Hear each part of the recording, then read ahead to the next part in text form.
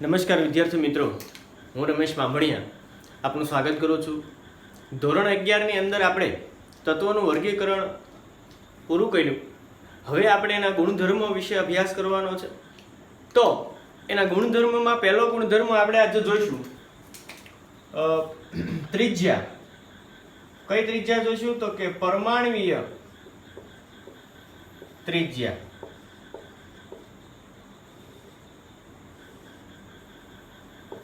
અહીં આપણે પરમાણુની ત્રિજ્યા વિશે વાત કરવાની છે. મિત્રો, ત્રિજ્યા એટલે શું તમને ખ્યાલ હશે કે દાખલા તરીકે આ દડો છે તો કેન્દ્રથી બાહ્યતમ જે સપાટી છે એ વચ્ચેના અંતરને ત્રિજ્યા કહેવાય. બરાબર? આપણે દડાની વાત કરી કે તમે જુઓ મિત્રો કે દડો છે એ ખૂબ મોટો હોય તો એની ત્રિજ્યા માપવી ખૂબ સરળ છે, પણ એની સાપેક્ષે પરમાણુની ત્રિજ્યા માપી શકાતી નથી. એકલા પરમાણુની ત્રિજ્યા માપવી ખૂબ મુશ્કેલ છે. શા માટે? કારણ કે પરમાણુનું કદ છે એ અતિ સૂક્ષ્મ છે અને આવા અતિ સૂક્ષ્મ પરમાણુની ત્રિજ્યા માપવી ખૂબ મુશ્કેલ છે. મિત્રો, પરમાણુની ત્રિજ્યા આશરે 1.2 એંગસ્ટ્રોમ એકમ છે. એટલે 1.2 એંગસ્ટ્રોમ બરાબર કેટલા થાય? તો કે 1.2 ગુણ્યા 10⁻10 મીટર. એટલે કે ખૂબ નાની ત્રિજ્યા છે. ખૂબ પરમાણુના કદની વાત કરી. અહીં પરમાણુ અતિ સૂક્ષ્મ છે એટલે એકલા પરમાણુની ત્રિજ્યા ક્યારેય માપી શકાતી નથી. નંબર 2 કે આપણે પરમાણુની ત્રિજ્યા કઈ રીતના માપશું? તો કે આ પરમાણુનું કેન્દ્ર અને આ એની બાહ્યતમ કક્ષા. આવી ઘણી કક્ષા હશે પણ આપણે બાહ્યતમ કક્ષા લેશું કારણ કે છેલ્લી કક્ષા અને કેન્દ્ર વચ્ચેના અંતરને આપણે ત્રિજ્યા કહીશું. પણ તમે જુઓ કે કક્ષામાં પણ ઇલેક્ટ્રોન સતત ભ્રમણ કરતો હોય. ચાલો તમે ત્રિજ્યા માપી પણ શકો.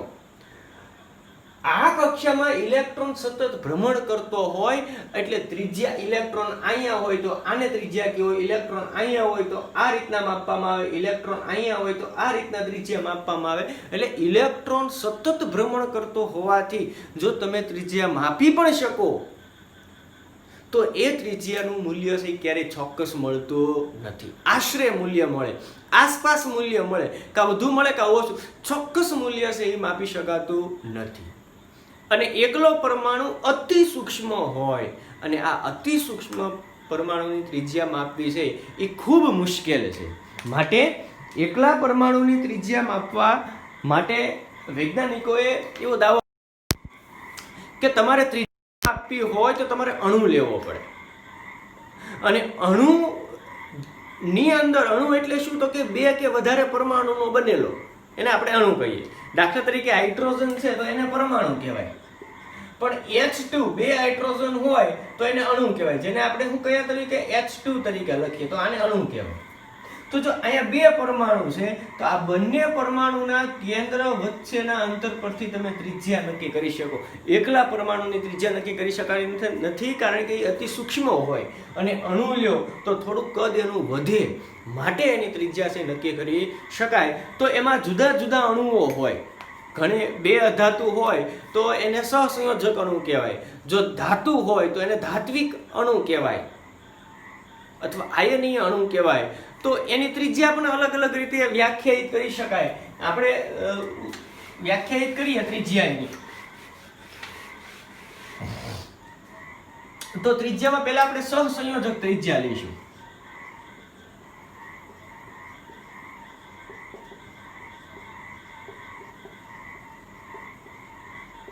સહસંયોજક ત્રિજ્યા કોને કહેવાય? તો એની આપણે પહેલા વ્યાખ્યા જોઈએ કે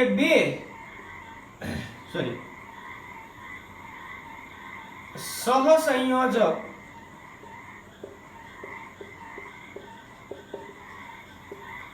અણુમાં, હવે સહસંયોજક અણુ કોને કહેવાય? તો કે એમાં 2 પરમાણુ અધાતુ હોય. સહસંયોજક અણુમાં 2 અધાત્વીય પરમાણુના કેન્દ્ર વચ્ચેના અડધા મૂલ્યને સહસંયોજક પરમાણુની સહસંયોજક ત્રિજ્યા કહેવાય કે સહસંયોજક અણુમાં બે અધાત્વિક પરમાણુના કેન્દ્ર વચ્ચેના અડધા મૂલ્યને સહસંયોજક ત્રિજ્યા કહેવાય. એક્ઝામ્પલ તરીકે આપણે લઈએ કે ક્લોરીન અણુ, કે ક્લોરીન અણુ, જો ક્લોરીન છે અધાતુ છે, એમાં બે ક્લોરીન પરમાણુ છે, તો કે અહીંયા આપણે જોઈએ ભાઈ આ એક ક્લોરીન પરમાણુ, આ એનું કેન્દ્ર, અને આ બીજો ક્લોરીન પરમાણુ, આ એનું કેન્દ્ર, બરાબર. આ એક ક્લોરીન પરમાણુ, આ બીજો ક્લોરીન પરમાણુ, આ બંને વચ્ચેનું અંતર અને એનું અડધું મૂલ્ય કરો એટલે પ્રત્યેક પરમાણુની ત્રિજ્યા મળે. કે ધારી લ્યો કે આ ક્લોરીન અણુ છે એ બે ક્લોરીન વચ્ચેના પરમાણુની અંતર, બંનેના કેન્દ્ર વચ્ચેનું અંતર કેટલું છે તો કે 198 પાઇકોમીટર છે. પાઇકોમીટર એકમ છે, બરાબર. 1 પાઇકોમીટર બરાબર 10⁻12 મીટર. તો હવે તમને પૂછે કે એમાં પ્રત્યેક ક્લોરીન ની ત્રિજ્યા કેટલી, તો કે જો એટલું અંતર 198 છે, આપણે એટલું અંતર મેળવવું, તો એને શું કરવાના તો કે કુલ અંતર ભાગ્યા કેટલા કરી નાખવાના 2. તો હવે તમને પૂછે તો પ્રત્યેક ક્લોરીન પરમાણુની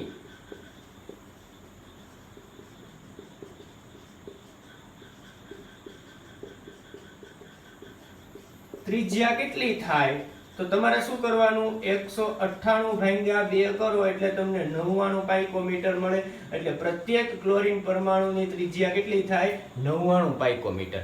એટલે કે એટલું અંતર છે એ 99 પાઇકોમીટર થાય. તો આ ક્લોરીનની ત્રિજ્યા 99 પાઇકોમીટર અને આ ક્લોરીનની ત્રિજ્યા પણ કેટલી 99 પાઇકોમીટર. તો આ સહસંયોજકની વાત કરી. શું કામ સહસંયોજક કીધું અણુ, તો કે જો ક્લોરીન છે એ અધાતુ છે, એટલે કે બે અધાત્વીય પરમાણુ એટલે 1 અને 2, ઈ બંને વચ્ચેનું અંતર એનું અડધું મૂલ્ય એટલે એમાં પ્રત્યેક પરમાણુની ત્રિજ્યા કહેવાય. એવી જ રીતના ધાત્વિક ત્રિજ્યા,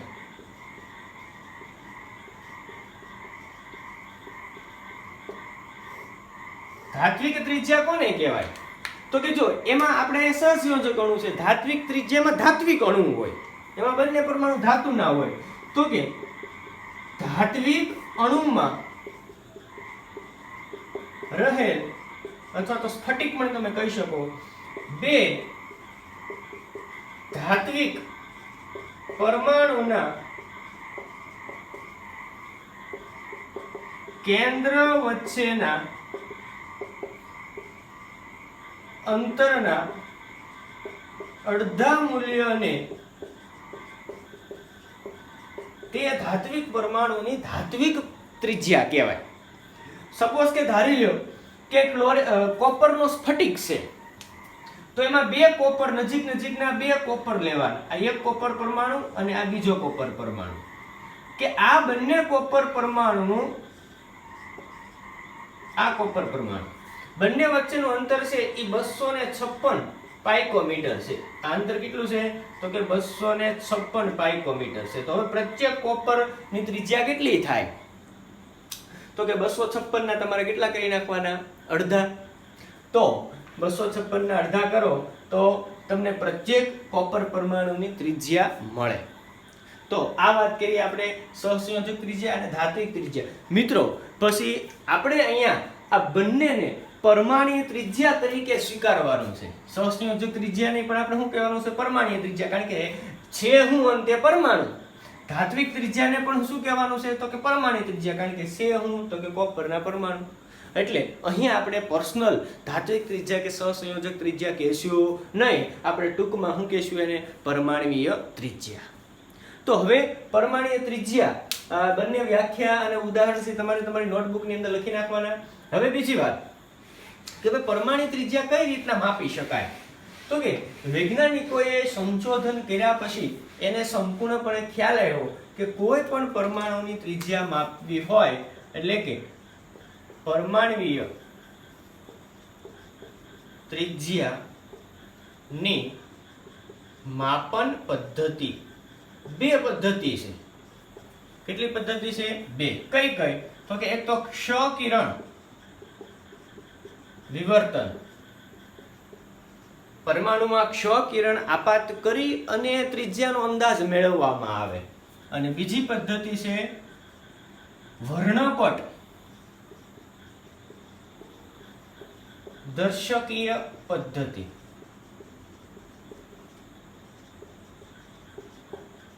આ બે પદ્ધતિ.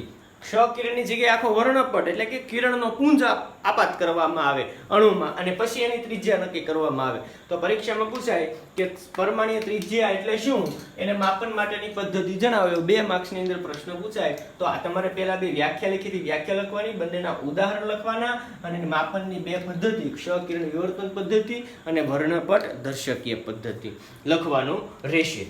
હવે આપણે જોવાનું છે કે ભાઈ સમૂહમાં અને આવર્તમાં પરમાણ્વીય ત્રિજ્યામાં શું ફેરફાર થાય. કે ભાઈ આવર્તમાં ડાબી બાજુથી જમણી બાજુ જાઓ તો એની ત્રિજ્યામાં શું ફેરફાર થાય, કે સમૂહમાં ઉપરથી નીચે જાઓ તો ત્રિજ્યામાં શું ફેરફાર થાય, વધારો થાય કે ઘટાડો. તો આપણે બંનેમાં જોઈએ, આવર્તમાં અને સમૂહમાં. પહેલા આપણે આવર્તની વાત કરીશું અને પરમાણ્વીય ત્રિજ્યાનો ક્રમ નીટ કે જીની પરીક્ષા માટે ખૂબ અગત્યનો ટોપિક કે એમાંથી પ્રશ્નો છે એ ઘણી વખત પૂછાયેલા છે. પાઠ પૂરો થશે આપણે એટલે નીટના પ્રશ્નો પણ આપણે જોઈશું મિત્રો આખા પાઠના. તો પહેલા આપણે લઈએ કે આવર્તમાં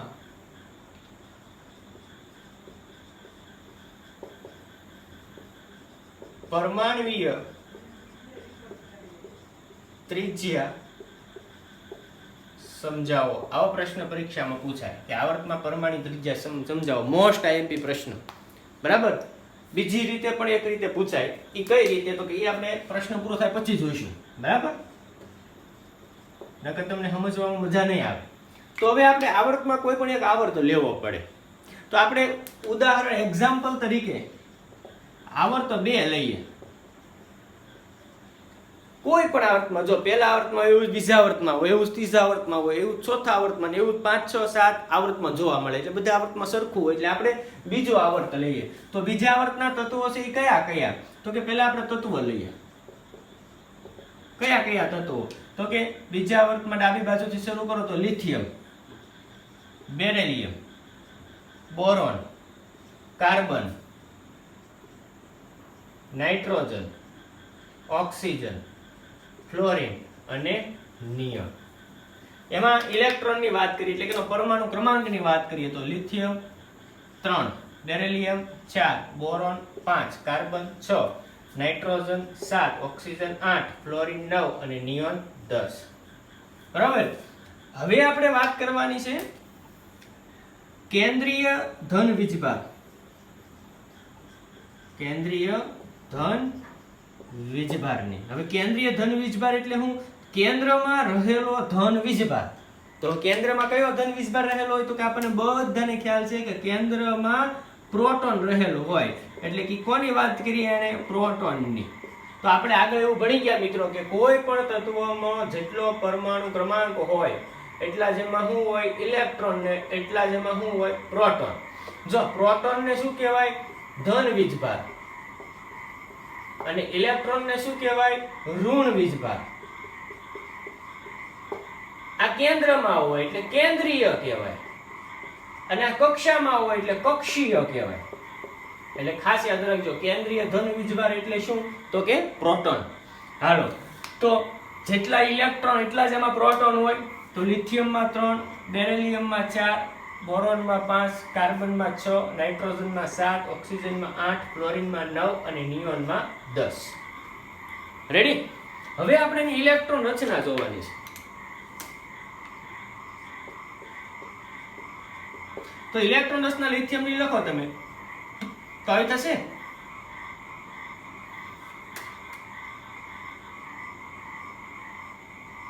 helium core 2s1.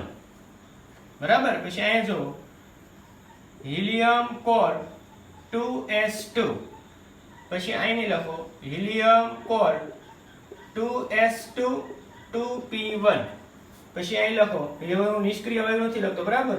2s2 2p2 2s2 2p3 નાઇટ્રોજનની, ઓક્સિજનની 2s2 2p4, ફ્લોરિનની 2s2 2p5 અને નિયોનની 2s2 2p6. બધામાં હિલિયમ છે એ નિષ્ક્રિય વાયુ આવશે. બરાબર. એ હું લખતો નથી કારણ કે બોર્ડમાં સમાશે નહીં. એટલે ટૂંકમાં તમે સમજી જજો.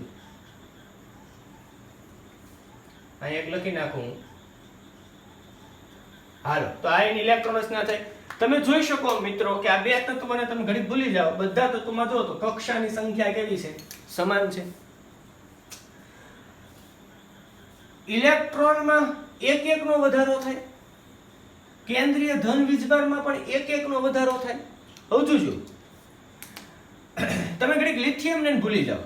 લિથિયમ બેરિલિયમ ને ભૂલી જાઓ. આપણે બોરોન નું ઉદાહરણ લઈએ તો કે બોરોન નો આ કેન્દ્રીય ધન વીજભાર, આ કેન્દ્રીય ધન વીજભાર કેટલો? તો કે 5. એમાં કક્ષા કેટલી છે? તો કે 2. આ 1 અને આ 2. એવી જ રીતના નિયોન માં જો કેન્દ્રીય ધન વીજભાર કેટલો છે? તો કે 10. આ એની પહેલી કક્ષક અને આ એની બીજી કક્ષક. બાહ્યતમ કક્ષકમાં શું હોય? ઇલેક્ટ્રોન. બરાબર, અંદરની કક્ષકમાં પણ હોય એટલે આપણે એક દર્શાવી દઈએ. હવે તમે જુઓ તો આ કેન્દ્ર ધન છે અને ઇલેક્ટ્રોન ઋણ છે એટલે બંને વચ્ચે આકર્ષણ હોય. આ કેન્દ્ર ધન છે, આ ઇલેક્ટ્રોન છે એટલે બંને વચ્ચે આકર્ષણ હોય અને એટલા અંતરને આપણે શું કહીએ? એની ત્રિજ્યા. હવે આપણે નક્કી એ કરવાનું છે કે ડાબી બાજુ એટલે કે આ આપણે ડાબી બાજુ કહીશું, આ આપણે જમણી બાજુ કહીશું.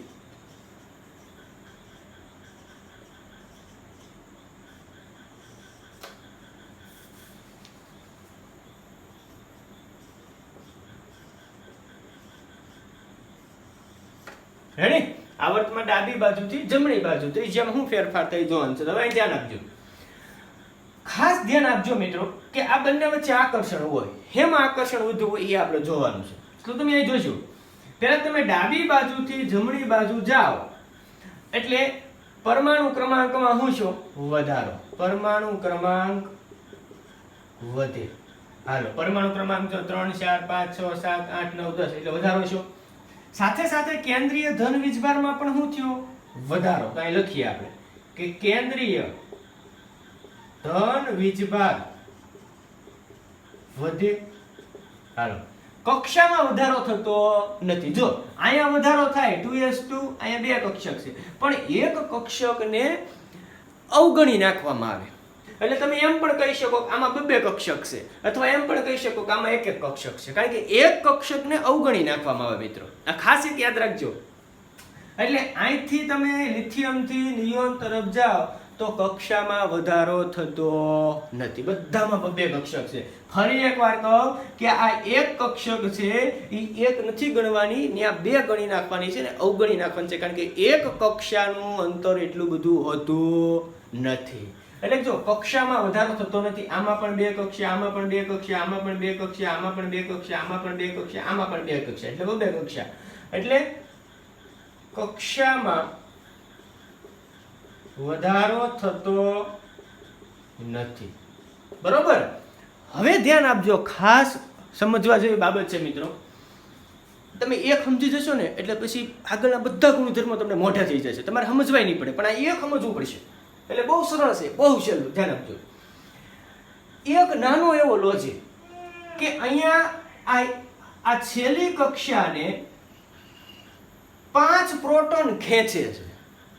આ છેલ્લી કક્ષાને 5 પ્રોટોન ખેંચે, અથવા એમ પણ કહી શકો કે અહીંયા 2 કક્ષાને 5 પ્રોટોન ખેંચે છે અને અહીંયા આ 2 કક્ષાને 10 પ્રોટોન ખેંચે છે. અહીંયા 5 પ્રોટોન 2 કક્ષાને ખેંચે, અહીંયા 10 પ્રોટોન 2 કક્ષાને ખેંચે. વધારે બળ ક્યાં હશે? તો કે સ્વાભાવિક છે કે અહીંયા ખેંચવા વાળા 10 જણા છે એટલે વધુ બળ અહીંયા હશે. અહીંયા બળ હશે પણ કેવું હશે? આની સાપેક્ષે ઓછું. તો હું હવે એવું કહી શકું કે અહીંયા આકર્ષણ વધુ છે અને અહીંયા આકર્ષણ ઓછું છે. ખબર પડી? હા કે ના? યસ. તો કે અહીંયા 2 કક્ષકને 5 પ્રોટોન ખેંચે પણ અહીંયા 2 કક્ષકને 10 પ્રોટોન ખેંચે. જો ત્રીજા વર્તમાં જો 3 કક્ષક હશે, ચોથા વર્તમાં જો 4 કક્ષક હશે, પાંચમા વર્તમાં જો 5 કક્ષક હશે. બધામાં કક્ષાઓ તો હરખી જ છે પ્રત્યેક આવર્તમાં. તો આપણે એવું કહી શકીએ કે ડાબી બાજુથી જમણી બાજુ જઈએ એટલે કેન્દ્ર અને ઇલેક્ટ્રોન વચ્ચેનું આકર્ષણ જમણી બાજુ જતા વધતું જાય. એટલે આપણે કહીશું કે કેન્દ્ર અને ઇલેક્ટ્રોન વચ્ચે આકર્ષણ વધે. ક્યાંથી ક્યાં જતા? ડાબી બાજુથી જમણી બાજુ જતા કેન્દ્ર અને ઇલેક્ટ્રોન વચ્ચે આકર્ષણ વધે. હવે જો ધ્યાન આપજો, અહીંયા આકર્ષણ વધુ છે, અહીંયા આકર્ષણ ઓછું છે. હવે હું કહું અહીંયા આકર્ષણ વધુ હોવાથી આ કક્ષા છે એનું બંને કક્ષાનું શું થાય? સંકોચન થાય. આ અહીંયા આકર્ષણ વધુ હોય એટલે કક્ષાનું શું થાય? આમ સંકોચન થાય. તો હવે જો ધ્યાન આપજો, તો આ કક્ષાનું સંકોચન થાય એટલે એ કક્ષા નજીક આવી જાય. અહીંયા હાવ આ કક્ષા હાવ નજીક આવી ગઈ. આ કક્ષા છે એનું સંકોચન થાય એટલે એ કક્ષા હાવ નજીક આવી જાય એટલે આ કક્ષા પણ જતી રહી. હાલો, તો પરમાણુ એવડો થઈ ગયો, કેવો થઈ ગયો? નાનો થઈ ગયો. આમાં પણ આકર્ષણ થાય, આમાં પણ સંકોચન થાય, પણ આમાં આકર્ષણ ઓછું છે એટલે આમાં સંકોચન કેવું થાય? ઓછું થાય. હાલો, આ કક્ષકનું એટલું સંકોચન છે, બરાબર, અને આ કક્ષકનું એટલું સંકોચન છે. આ એની ત્રિજ્યા. હાલો, અહીંયા સંકોચન વધુ શું, અહીંયા સંકોચન ઓછું શું, એટલે આપણે કહી શકીએ કે પરમાણુનું સંકોચન વધે. ડાબી બાજુથી જમણી બાજુ જાય એટલે સંકોચન વધે. અહીંયા આકર્ષણ વધુ છે એટલે સંકોચન વધુ. હાલો, તો હવે કહો તો મને, કયો પરમાણુ નાનો? ડાબી બાજુનો કે જમણી બાજુનો? બોરોન કે નિયોન? કયો પરમાણુ નાનો? તો કે બોરોન. દેખાવમાં જ નાનો લાગે. પરમાણુ નાનો તો એની આ ત્રિજ્યા છે એ પણ કેવી? નાની. અહીંયા પરમાણુ મોટો તો એની ત્રિજ્યા છે કેવી? મોટી. એનો મતલબ આપણને ખબર પડી ગઈ કે ડાબી બાજુના પરમાણુની ત્રિજ્યા મોટી હોય જ્યારે જમણી બાજુના પરમાણુની ત્રિજ્યા કેવી હોય? નાની હોય. તો આપણે કહી શકીએ કે ડાબી બાજુથી જમણી બાજુ જાઓ એમ પરમાણુની ત્રિજ્યા ઘટે. રેડી? તો આ પ્રશ્ન થયો કે આવ્રતમાં ડાબી બાજુથી જમણી બાજુ જતા ત્રિજ્યા ઘટે. પછી કોઈ પણ આવ્રત હોય, કોઈ પણ ત્રિજ્યા લેવાની, સહસંયોજક કયો, ધાત્વિક કયો, કોઈ પણ કયો, કારણ કે આવ્રતમાં બધા થતું હશે, ધાતુ હશે, અધાતુ હશે.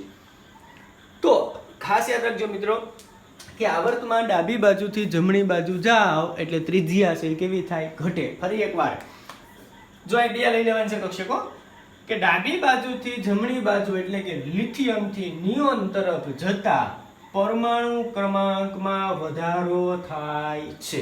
પહેલો પોઈન્ટ. બીજો પોઈન્ટ, કેન્દ્રીય ધન વીજભારમાં પણ વધારો થાય છે. ત્રીજો પોઈન્ટ, પણ કક્ષામાં ખાસ વધારો થતો નથી. આપણે એક ખાસ શબ્દ વાપરશું. શું કામ? કારણ કે આ એક છે, એને આપણે બે સ્વીકારી લીધી.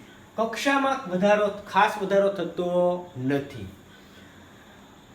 કેન્દ્રીય ધન વીજભાર જમણી બાજુ વધુ હોવાથી જમણી બાજુના તત્વમાં આકર્ષણ કેવું હોય? વધુ. અને આકર્ષણ વધતા પરમાણુનું સંકોચન પણ વધે છે. અને સંકોચન વધવાને લીધે ડાબી બાજુથી જમણી બાજુ જાઓ એમ પરમાણુની ત્રિજ્યા કેવી થાય? ઘટે. તો તમને પૂછે કોની ત્રિજ્યા મોટી? લિથિયમની કે નિયોનની? તો કે સ્વાભાવિક છે, જમણી બાજુનું તત્વ કયું છે? નિયોન, તો એની ત્રિજ્યા મોટી. ડાબી બાજુનું કયું છે? લિથિયમ, તો એની ત્રિજ્યા કેવી? નાની. વચ્ચેનું છે કાર્બન, તો એની ત્રિજ્યા કેવી? બંનેની વચ્ચેની. તો હવે તમને પૂછે કે આવર્ત બેના તત્વોની પરમાણુ ત્રિજ્યાનો છડતો ક્રમ લખો. છડતો એટલે કે પહેલા નાનું હોય એ લખવાનું. જોજો યાદ રાખજો, છડતો ક્રમ કે ને ત્યારે લેસ ધ્યાન કરવાનું અને ઉતરતો ક્રમ કે ત્યારે ગેટર ધ્યાન કરવાનું.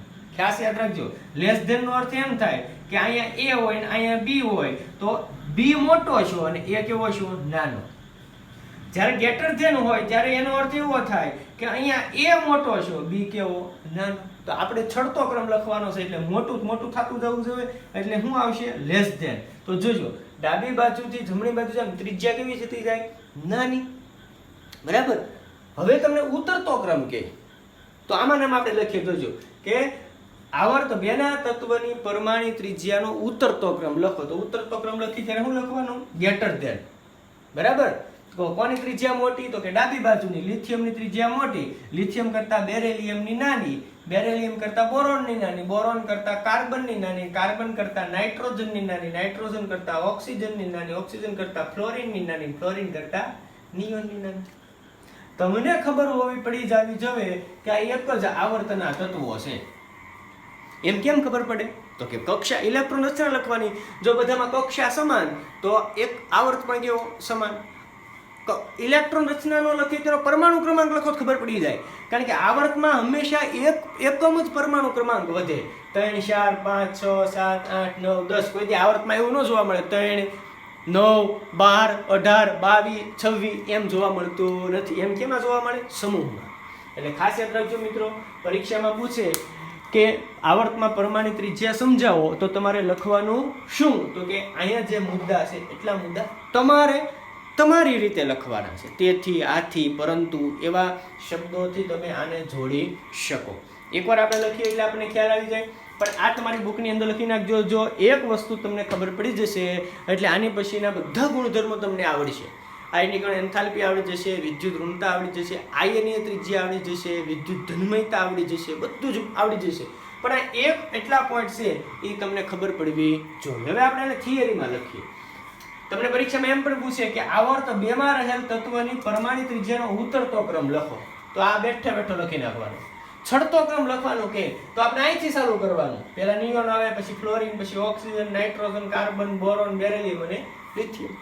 યાદ રાખવાનું, ઉતરતો ક્રમ કે એટલે પહેલા મોટું હોય આવે અને ગ્રેટર ધેન આવે, અને ચડતો ક્રમ કે એટલે પહેલા નાનું હોય આવે અને લેસ ધેન આવે. યાદ રાખજો. હવે આને થિયરી સ્વરૂપમાં કઈ રીતના લખાય એ આપણે એકવાર લખી નાખીએ.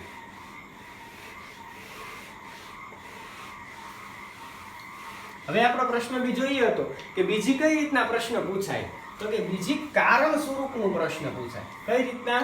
તો કે પ્રશ્ન એમ પૂછે કે આવર્તમાં ડાબી બાજુથી જમણી બાજુ જતા પરમાણુ ત્રિજ્યા ઘટે છે, કારણ આપી સમજાવો.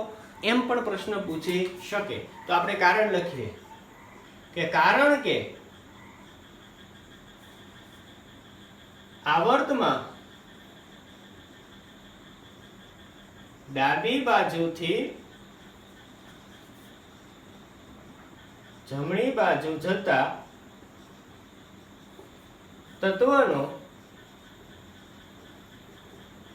પરમાણુ ક્રમાંક વધે છે. જો પરમાણુ ક્રમાંક વધે, તેથી પરમાણુ ક્રમાંક વધે છે, પરંતુ કક્ષામાં ખાસ વધારો થતો નથી. કેન્દ્રીય ધન વીજભાર એટલે કે પ્રોટોન, એને P+ વડે દર્શાવાય, માં વધારો થતો હોવાથી, હાલો કેન્દ્રીય ધન વીજભાર 5 હતો, આનો 10 હતો, તો કેન્દ્રીય ધન વીજભાર વધતો તો શું થતું? તો કે કેન્દ્ર અને ઇલેક્ટ્રોન વચ્ચેનું આકર્ષણ વધતું. કેન્દ્ર અને ઇલેક્ટ્રોન વચ્ચે આકર્ષણ વધે છે, અને તેથી પરમાણુઓનું શું થતું? સંકોચન વધતું જતું.